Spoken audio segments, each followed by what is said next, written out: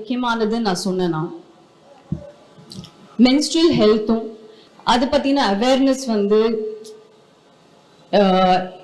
இன்னும் நம்ம நாட்டில் இருக்கிற ஒவ்வொரு பெண்ணுக்கும் போய் சேரலன்னு நான் நினைக்கிறேன். நிறைய பேர் அவேரா இல்லை.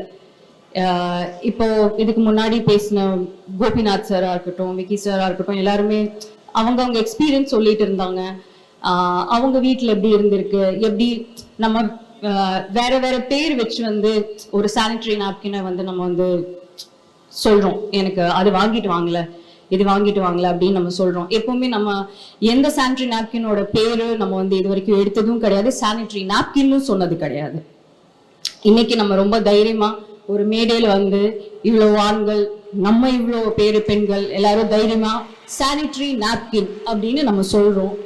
அதுவே ரொம்ப ரொம்ப மிகப்பெரிய மாற்றம் அப்படின்னு நான் நினைக்கிறேன். ஸோ இந்த அவேர்னஸ் வந்து நாங்க என்ன நினைக்கிறோம்னா, இந்த அவேர்னஸ் வந்து நம்ம நாட்டில் இருக்கிற ஒவ்வொரு பெண்ணுக்கும் போய் சேரணும், அவங்களுக்கு அது புரியணும். அவங்களுக்கு அது புரிஞ்சிடுச்சுன்னா அதுக்கப்புறம் அவங்க பார்த்துப்பாங்க. அவங்களோட ஹெல்த்தை வந்து ரொம்ப பார்த்துக்கிறது ரொம்ப ரொம்ப முக்கியமான விஷயம். ஸோ ஃபெமினைன் வந்து எங்களோட நோக்கமே இந்த அவேர்னஸ் கிரியேட் பண்ணணும். அந்த அவேர்னஸ் கிரியேட் பண்ணி அதுக்கு தேவையான சுகாதாரமான சானிட்டரி நாப்கின்ஸை கொண்டு போய் எல்லா பெண்கள்கிட்டையும் சேர்க்கணும் அப்படின்னு இருக்கிறது தான் எங்களோட நோக்கமா இருக்கு.